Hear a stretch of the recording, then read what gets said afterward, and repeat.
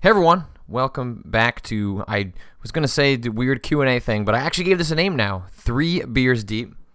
You're actually only 1 beer deep, in fact 0 beers deep. This is the first beer that I'm having as I record this feature. I'm actually recording this right before I head out the door to meet up with Tested's Will Smith. I'm very excited to see my buddy Will again. He is in town for some conference. I'm not exactly sure which one he's actually in town for, but he's here. We're going to go eat some Portillo's downtown, even though I have a flight at 7 a.m. tomorrow. I'm flying to Las Vegas with my brother for my 30th birthday to get into some trouble, to have some hangovers, but we're going to hang out and at least eat some good food and have a beer or two before I jet off and then go from Las Vegas to Chicago, then Chicago to New York to hang out with Kotaku and all my new colleagues over there at Gawker Media. So a lot going on, so let's jump into your questions. I'm recording this before I head out, but obviously it's going to be going up on a Monday morning, trying to hit that schedule. And I've got some other ideas coming. We're starting to record Spookin' with Scoops episodes on a more regular basis. I think I might just say we're going to try and hit those on maybe like Wednesdays and Fridays. I'm not quite sure when I want that to happen, but I definitely, if I'm not doing a stream, I want there to be an episode that goes up every single week so we can get a little bit more of that flavor and that scary stuff going forward. So hopefully you're looking forward to that because I'm looking forward to recording them. And don't fret, we will do the streams so that people can enjoy the chat going forward as well. But let's jump right into it. We got Buffalo 7 here asked, do you have any plans to play Monster Hunter 4U? I tried Monster Hunter way back on the PSP, but dismissed it. After Dark Souls sucked me in and introduced me to gameplay more heavy on animation priority, I realized I just didn't get Monster Hunter. Today I tried the demo for Monster Hunter 4U on the 3DS and had a ton of fun. I certainly see why it has diehard fans. I'm going to go ahead and drink. Dude, I got to say, exact same case for me. Monster Hunter was a game that I'd sort of put on the back burner, didn't really play it, didn't really care for it. Not because, again, I didn't really care for it, but that animation priority just, at the time, struck me as either a design decision I didn't agree with or a design decision that I was frustrated with because, I was used to playing video games in which I could sort of interrupt what the character was doing to react to the situation. Whereas games like Dark Souls, games like Monster Hunter say, look, you need to analyze the situation, choose your attack, and then if that doesn't work out, well, you need to, choose better. The games give you options in between, quick attacks and hard attacks and things like that. It's not like you're completely limited. It's just, the way that it sort of works that out, it says you have to commit. It says that making an attack is a commitment and that you have to stick with that commitment. So, Monster Hunter was the first game that made me kind of understand that. On top of that, it's the idea that it's basically just boss battle the video game. I think I put it something similar to that when I wrote a piece for Giant Bomb after playing Monster Hunter 3 on the Wii U. And that seems, when you kind of put it like that, it sounds friggin' amazing because boss battles are sort of this lost art. Most games, if they even have boss battles, they're not done particularly well. And yet Monster Hunter is a bunch of really exceptionally well done boss battles that you play with friends. And that just sounds like such a cool idea on paper. Why wouldn't you actually want to do that? So I don't know if I'm going to play Monster Hunter 4. I have to say that it being on the 3DS is slightly less interesting because I wanted to play another one of those, but it was cool to play it on the TV. It was cool to have the gamepad support for off-TV play. But I guess I am going to be picking up a new 3DS alongside Majora's Mask. So if I'm doing that, then maybe Monster Hunter can kind of grab me with the huge-ass screen and all those sorts of things. So, I think we just actually got some codes for that over at Kotaku, and something tells me they're not all going to get claimed, so I might want to jump into that and check it out. So, I guess I won't commit, but I am interested in playing a little bit more, given that Monster Hunter seemed interesting the last time. It didn't quite get me over to grabbing me and obsessing over it, but it's not to say that it won't happen. I will say one of the limiting factors for me is that it is multiplayer-centric, or at least it is multiplayer-heavy in order for you to complete a lot of what's going on in that game, and I just don't play a lot of multiplayer games, and that has nothing to do with having a bias against it, and it's not something to do with not giving it a chance. That is kind of more specifically just that I just don't have time. The way that I play games, the time that I make out and carve out for times for games in my life, just really usually means that multiplayer doesn't come into play. But who knows? We'll see. I'm not going to completely rule it out because I sure did have fun with the third game on Wii U. Anonymous asks, kind of keeping on the Nintendo train, I was really hoping to hear your in-depth thoughts on the latest Nintendo Direct. I always enjoyed your opinions on Nintendo happenings and would love to hear your thoughts on the big points of the Nintendo Direct. If you wrote an article about it on Kotaku, which I missed, feel free to direct me there. Thanks, man. So, no, I didn't write anything long and sprawling for Kotaku, but I'm happy to give you some of my thoughts on the most recent Nintendo Direct.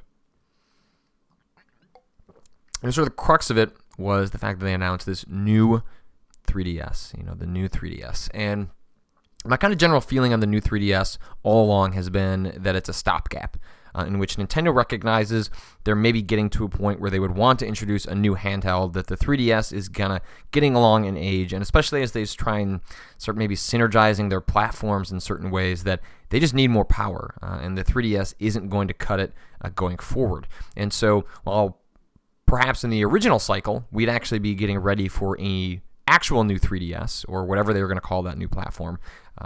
Because the Wii U came out after the 3DS, they're forced to kind of stick with it for the time being. And the 3DS is doing well as a platform, so the idea that they would completely leave that behind maybe isn't the smartest decision. So as they figure out what truly is the next step for Nintendo as a whole, the new 3DS makes a ton of sense to me, because I wouldn't be surprised if whatever Nintendo does post Wii U, post 3DS, or I guess post new 3DS as well, that those come in concert with one another, that those are tandem announcements, if not the same device in many ways. Maybe they end up going with a box that ends up having an Apple TV component and a handheld component. I'm not sure how exactly that all work out, and maybe I'm completely off base in terms of what Nintendo decides to do in the future, but it wouldn't surprise me if their handheld and console developments are really being built right alongside the other. And so the new 3DS buys them, another 2 years before it seems like kind of weird that they're offering or asking people to pay for another hardware platform. And even the new 3DS gives them a little bit of wiggle room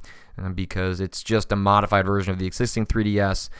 No games that come out with the new 3DS, at least in the United States, at launch require the new 3DS. I think that's the case. Either way, they're not making a particularly strong case for why you need the extra horsepower in that machine. And I'm curious to see what ends up happening with the new 3DS insofar as how do they commit their resources? What games are they going to put out that require you to own a new 3DS? In the event that doesn't sell particularly well, does that mean they lean on a new Pokemon or a new Mario game to say, hey, we need you to buy this new platform, or we're interested in having you consider this new platform?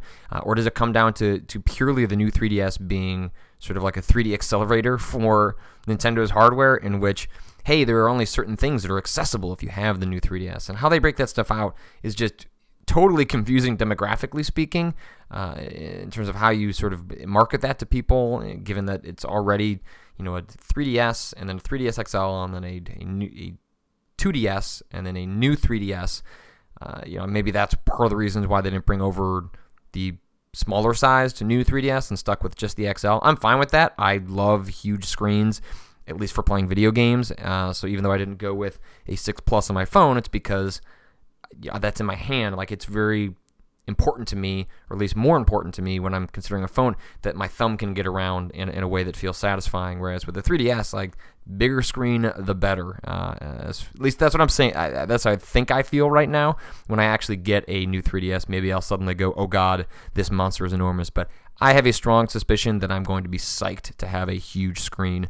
I'm curious what you guys think as well. If you had the option to get a old 3DS or a new 3DS, or rather, sorry, I'm mixing that up. A new 3DS XL, or a regular new 3DS, assuming those are both offered in the U.S., which I still think it's possible Nintendo allows that smaller form factor to come out at a later date. Would you have gone with the smaller one? I'm curious what you guys think of that. But I guess that's my general feeling on that most recent Nintendo Direct. I'm psyched to play Majora's Mask again. I unfortunately don't have a code yet. There were a couple that came to Kotaku, but due to the way we were structuring our coverage and the way that certain people have access to the new 3DS, it just didn't work out in my favor. But that's okay. I ordered a Majora's Mask new 3DS from GameStop. Super pissed that there's no way to get same-day delivery. It's kind of the huge bummer that Amazon doesn't really deal in Nintendo hardware. And so, to get it shipped overnight, which, again, isn't same day, is $25. I refuse to pay $25 to get that machine overnight. So instead, I went all the way in the other direction, which is to wait for it to come through ground shipping, which could come as late as, I think it's like 5 to 8 days after the new 3DS comes out. But I don't know. if I'm waiting that long, I guess I might as well wait until I get all the way there. So it's just, I don't know, it bugs me. And then I almost ordered one from Fry's when it went up for sale for pre-order there, but it was also the same thing. You couldn't get same day, and if you were going to get overnight, it was a ridiculous amount of money. I just wish I could click Amazon, give it to me, same day, and even at GameStop, you can't do in-store pickup. So with the certain online purchases, you can modify it so that you can pick it up from the store, but not with the new 3DS, or at least the Majora's Mask one. Just, yes, I live a tough life, but that's where we're at, all right? Anonymous asks, again, continuing on the Nintendo train, on the most recent Bombcast, Jeff threatened Dan's life over liking Majora's Mask. Every once in a while, you should send a copy of the game to the San Francisco office just to keep the fight going. I really like the way you think, Mr. Anonymous, and I don't know about getting a Majora's Mask cart and sending that to Jeff on a regular basis, but the idea of finding Majora something and shipping that to the Giant Bomb office is something that makes me laugh pretty hard. So I'm gonna think on that one. I'm gonna take a sip of this beer. Delicious, and your idea is delicious as well. I'm gonna keep that in my back pocket and see if I can't turn that into something going forward.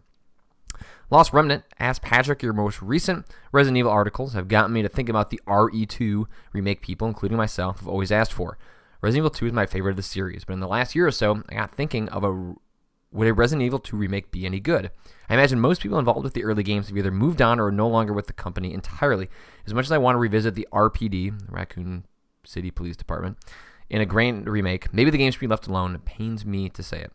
So you're certainly right that, well, Shinji Mikami would not be involved in an update to Resident Evil 2. I still think it's possible that you could do an excellent and interesting and provocative update to Resident Evil 2 without, Mikami's involvement. I think Remake sort of provides a template for you to work off of that they could certainly do in an effective manner. But one of the things I was wondering about as I was playing through the Remake as on my Xbox One or earlier this week was that part of what's weird about video games when we want developers to go back and update them, especially with some of those archaic 3D and 3D 2D combinations, is our expectations for a remake go up accordingly because we think a remake is going to be in line with current modern video game technological and artistic standards.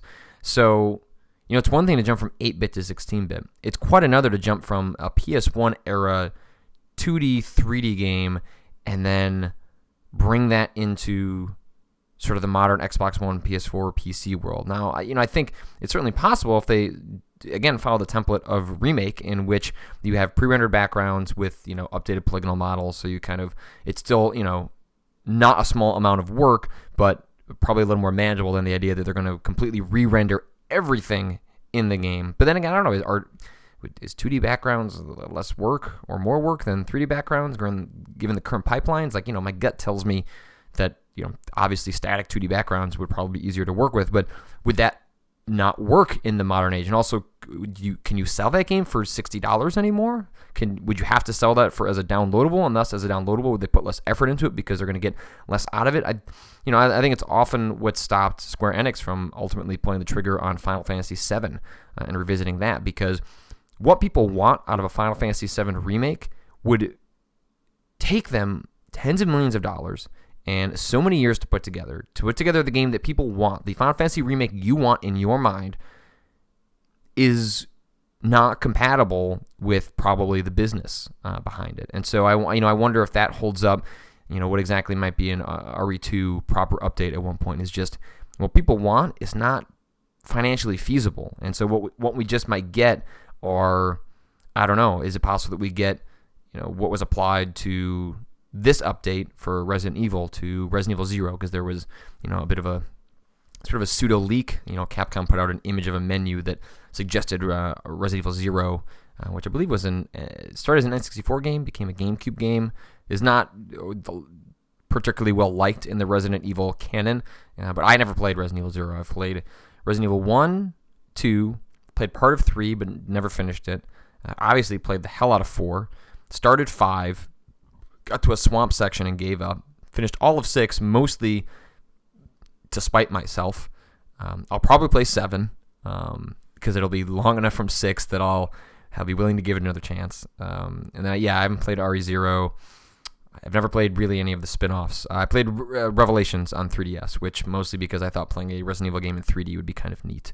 So I don't know. If I was a betting man, I'd say that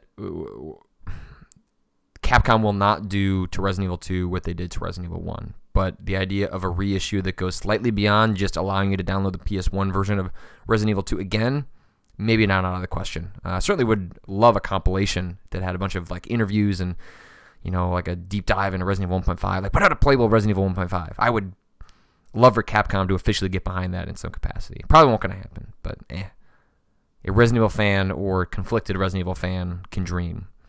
I mentioned a little bit in a Kotaku piece about how that series appears to have gone in a direction that is, saying they have to cater that series to me is the wrong approach. But I preferred early Resident Evil to later Resident Evil, and not because the series got bad. I do think the series got bad, but that's not the measuring stick I use. It's more that they went in a blockbuster, epic, action-oriented direction that I find less interesting than the small space, confined, isolationist, sort of surreal horror from Resident Evil 1, 2, and a little bit of 3. But again, I guess I can't really speak to 3 given that I didn't play it a whole lot. Anonymous asks, why is games media so incredibly US-centric, while at the same time touting things like biggest blank-related gaming site worldwide? Now, this might just be my experience, but in quick succession now, 2 news stories, no AC adapter with new 3DS and Club Nintendo being crap, became hot items, which happen to also be news stories that are both super outdated anywhere except the US. Why even bother pretending they serve an audience outside the US? Well, that's a great question. I can't speak to Kotaku's demographic breakdown. I'm not sure how much of the audience is US-centric versus worldwide, but if I had to take a guess, it's largely a North American demographic that is reading that website or driving a lot of the traffic at that website. Again, I could be wrong, but my experience at other websites has proven that to be the case. And so then, on top of that, you traditionally have these websites run out of the United States, so you're going to get people writing about what they care about. Obviously, what a staff cares about has to be thought of relative to what the audience cares about, but not a huge shocker that there are US-centric news articles because sort of the US timeline for game releases and game events and game coverage and game access are all centered around the United States. And so that ends up driving a lot of the narrative as well.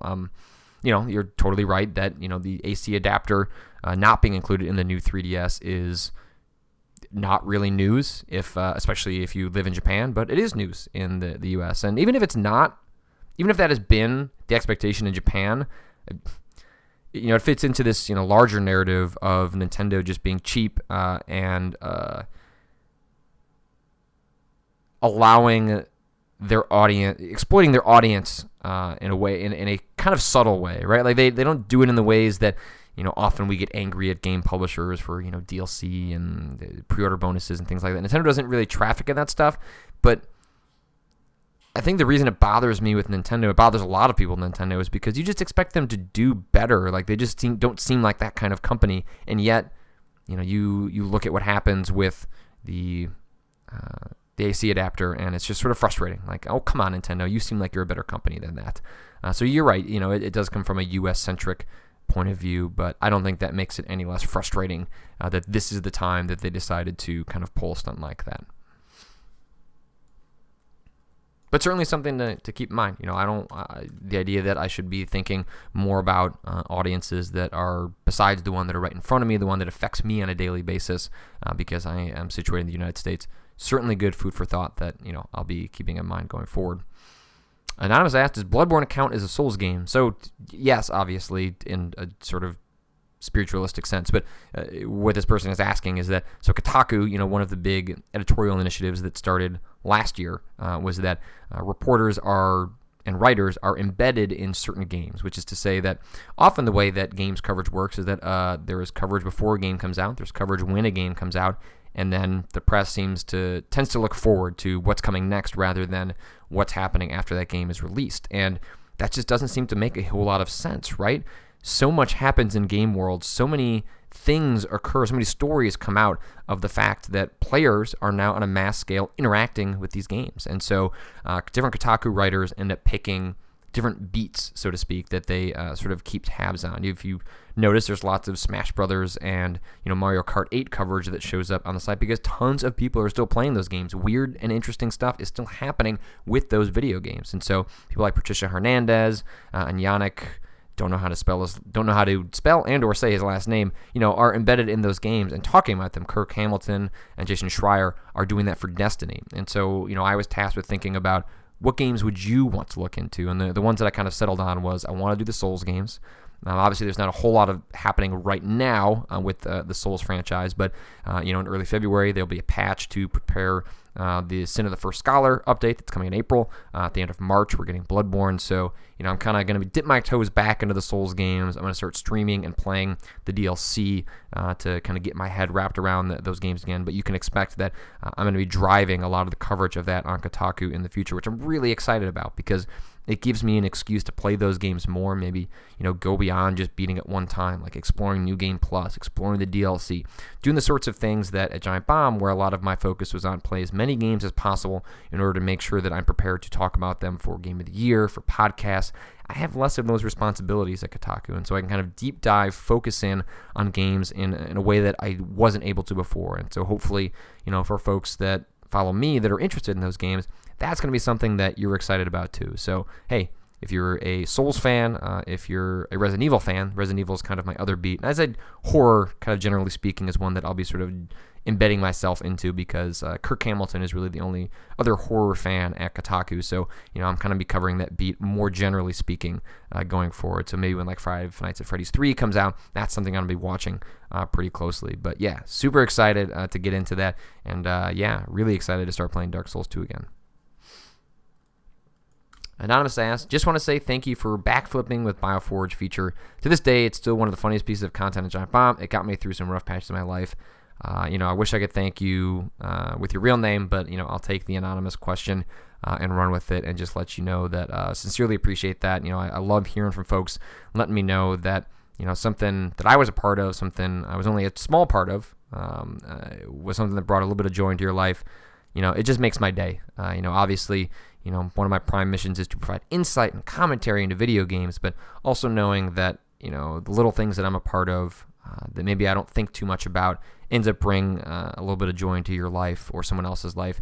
It really makes the whole thing worth it, especially when you contrast it with the bad days and, the times when you see the garbage that sometimes the internet can spew forth. So, I just want to thank you for passing along that message, and I try to respond to those personally on my Tumblr page or on email or what have you. So if you have a chance to let me know personally, I'd be happy to write you a note in return. I try and keep on top of that stuff because it is so important to me that folks know how much I appreciate what they do for me as well. So again, thank you. Anonymous asks, hey Scoops, I know you keep an eye on speedrunning. Do you know if anyone has ever asked game makers how they feel about that sort of thing, especially anything related to titles which were made before speedrunning was well known as it is these days, old Nintendo platformers, etc.? I'd love to know how tuned these old levels were for actually doing as fast as possible. Sorry if it's something you've touched on before. I do remember the Spelunky piece. Also, feel free to have a drink. He didn't say that.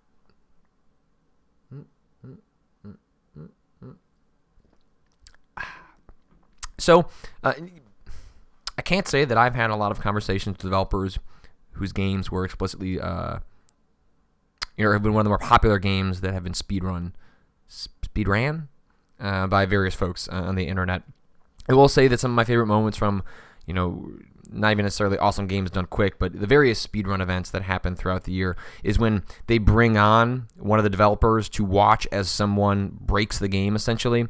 And some of my favorite ones, I know people love watching Yoshi's Island and Mario and Ocarina of Time and all of these popular games that we all have really important and cherished memories about, how fun it is to watch people kind of break those games down. But what I enjoyed the most, honestly, was watching the designer of the Mask for the SNES watch as someone just dismantled that game. The Mask is not necessarily a high-quality video game.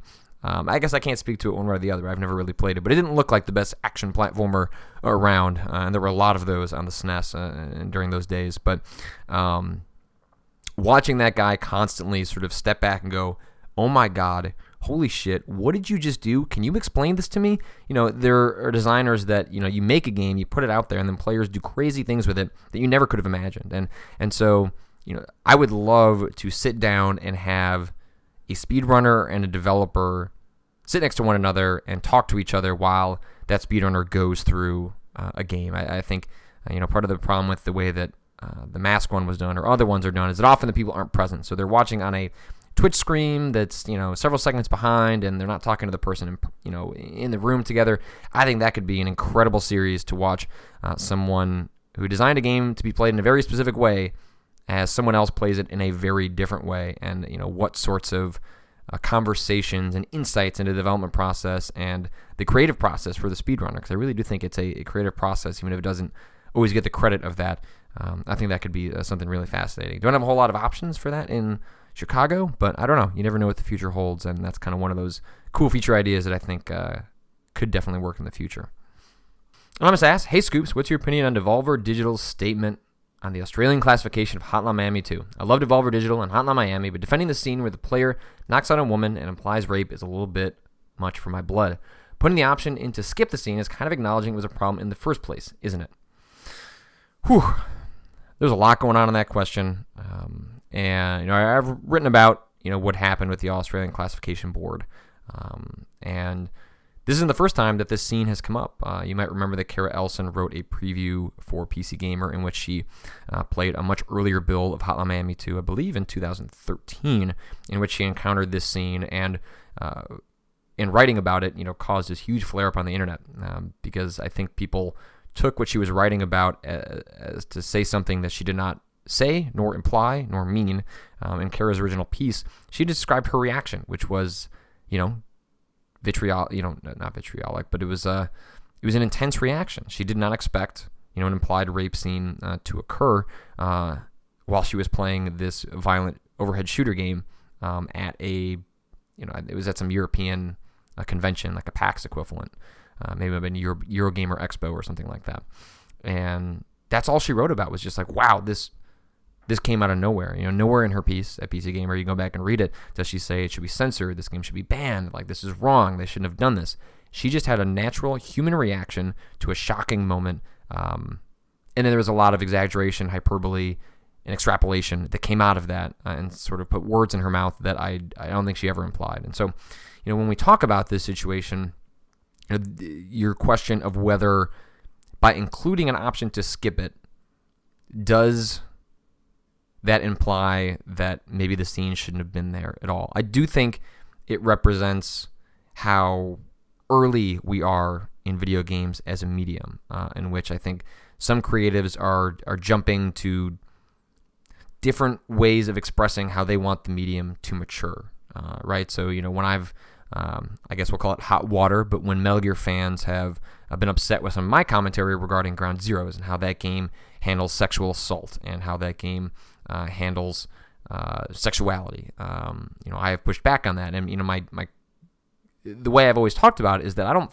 think that Hideo Kojima, the rest of the development staff at Kojima Productions, doesn't have the right to explore that as a potential topic or storytelling mechanism in their game. If they think that serves their narrative, they think it serves the characters, what they want, the story they want to tell in that game. My argument there has always been that I don't think it fits the tone. I don't think it fits the series, and it often feels like Kojima is injecting a story thread, a maturity, a gravitas to his storytelling that there are stories he wants to tell. They just don't really feel like they fit the Metal Gear universe anymore. A series that had always been, sort of a weighty, cartoonish sort of B-movie vibe.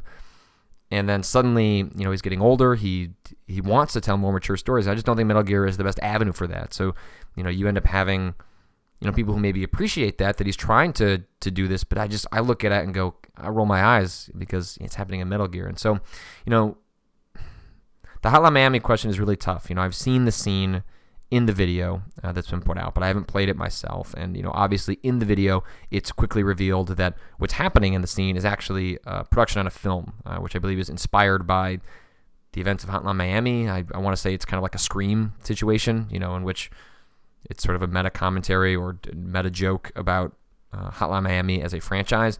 I'm not totally sure there, so I kind of have to reserve comment. But games certainly have the right to explore these topics, to make us feel uncomfortable, to include sexuality or sexual assault. But when you choose to do so, you also open yourself up to the criticism that you haven't handled it properly, that you haven't given such a serious topic the respect it deserves. And are you including it for shock value? If you're just including it for shock value, you're going to be criticized for including it for shock value. Shock has its own uses. It is a tool in addition to just being a crass way of getting someone's attention. So, all of those things come into play. And I think there's also just the sense that video games don't handle a lot of other less shocking and video games haven't really grappled with lots of other kinds of emotional storytelling. And to think that we will suddenly just jump to, let's just jump to sexual assault. I think that maybe gives a lot of people pause. I think there is maybe a feeling that we want video games to get there, but maybe we aren't there yet, which isn't to say that a game can't be there, or a game can't pull it off, or a game can't do it in a manner that makes sense for the storytelling. But I think the undercurrent is maybe this sense that we're getting a little ahead of ourselves, and that there are other ways of telling stories, other ways that we haven't quite conquered, because video games have a long way to go, and that that's what makes people a little bit queasy when we suddenly see stuff like this in games, is just to say, hey, pump the brakes. Not to say that you don't have the right to do this, but was this why did you arrive at this choice? How was it handled?